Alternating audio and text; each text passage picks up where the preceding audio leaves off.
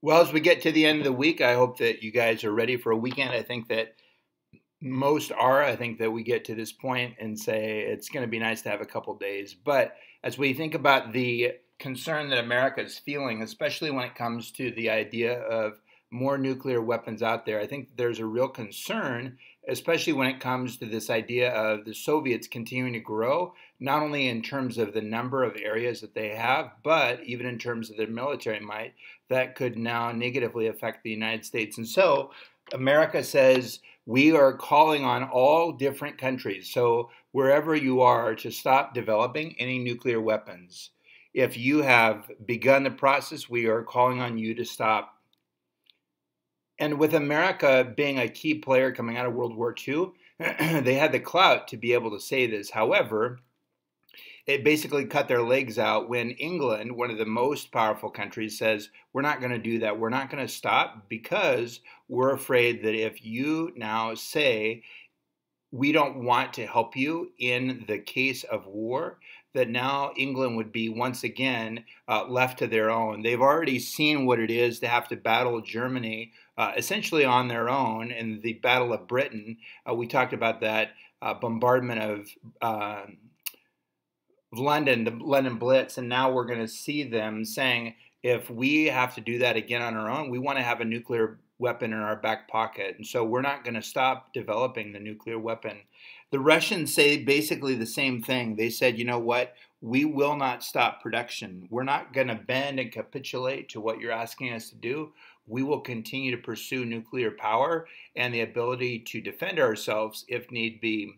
Well, they not only are going to defend themselves, but they're going to build the first successful nuclear weapon as well. And this sets off what we're going to call the arms race, not like what's coming off of your shoulders, but arms refer to weapons as well. And so as you think about this, this is the first time that we're going to see two different countries, the United States and Russia, really building up their weapons and being able to say, this is something that we believe in. We're committing a lot of resources to making sure that this is something that we can use in our defense. So we're going to see both the Soviet Union and America building up nuclear weapons within the arms race.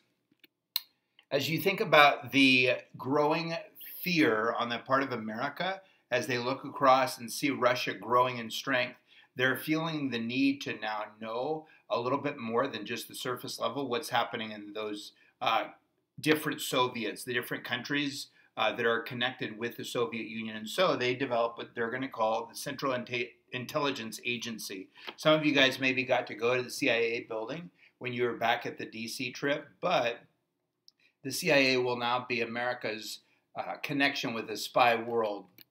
As you look at this group, it was originally intended to only be about gathering information, to be about knowing what was happening in different places around the world. However, as time goes on, they start carrying out covert missions, being able to be more aggressive, even killing people in a way that was very secretive.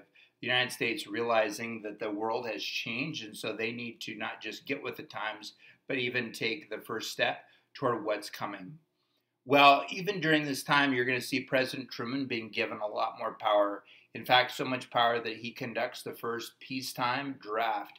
This is the first time that we have drafted guys into the United States military when there isn't a war in front of us. Now, we're participating in, even though we didn't call it the Cold War per se at that point, we're connected with the Soviet Union. However, I think it's a bigger picture, the United States realizing, hey, we need to now make sure that if push were to come to shove, that we have a military that can defend our country. We want to make sure that guys are trained and ready to go out and defend America. If that was to happen, that we would have the force and the strength to be able to give our own protection. So many times in our history, that hasn't happened.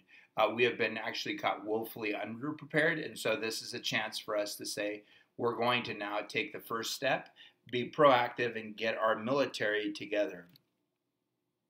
Well, as you look at the other side of the coin, so we've talked about America, but the Soviets are equally suspicious. So even as America is putting together the CIA, the Soviet Union says we now need to make sure that we are able to protect what kind of government and culture is ours. In fact, they're looking at the different countries that they have some management or control over and saying we need to tighten our grip. We need to make sure that we are able to control each of those Soviets that are out there, those different nations that are under our banner of the Soviet Union. We need to make sure that they are able to fall in line and to communicate what exactly we are as a country. And so they developed something called Comniform. Comniform is going to be, in one part, a propaganda wheel or arm of the Soviet government. They're going to be giving out information, but it's also about trying to bring the Communist Party together in the Soviet Union. You can see an example of the propaganda that they're handing out on the left. You're going to see the top being a Russian family, a Soviet family that is happy, that is going to be together, that's ordered, that seems to have things. It's an ideal family. On the bottom, you can see things falling apart, and essentially, that's their portrayal of the West, of the democracy, and what effect is going to be felt by those that are going to be living under those kinds of systems. So you're going to see Comniform being that arm of the Soviet Union that is supposed to be giving out information. The other part of that is the Soviets are going to crack down any type of government system that exists in any of the different countries that isn't obviously Russia, but anytime that they begin to get at all democratic, at all resistant to what the Soviet Union has tried to implement, you're going to see the government in Moscow cracking down and getting rid of any leadership that might be pushing toward revolution or even any type of step forward or away from communism. They said, this is our opportunity to establish a clear hold on what is supposed to be our government system. So you're going to see the communist government stepping in and saying, this is what we will be. Well, I hope that you guys are able to have a great weekend, even as we step into the next few days, being able to say, hey, this is something that is able to be a refresher for me. Hopefully that can happen for you, and we'll look forward to connecting on Monday. Have a great weekend, and I'll take care. Bye-bye.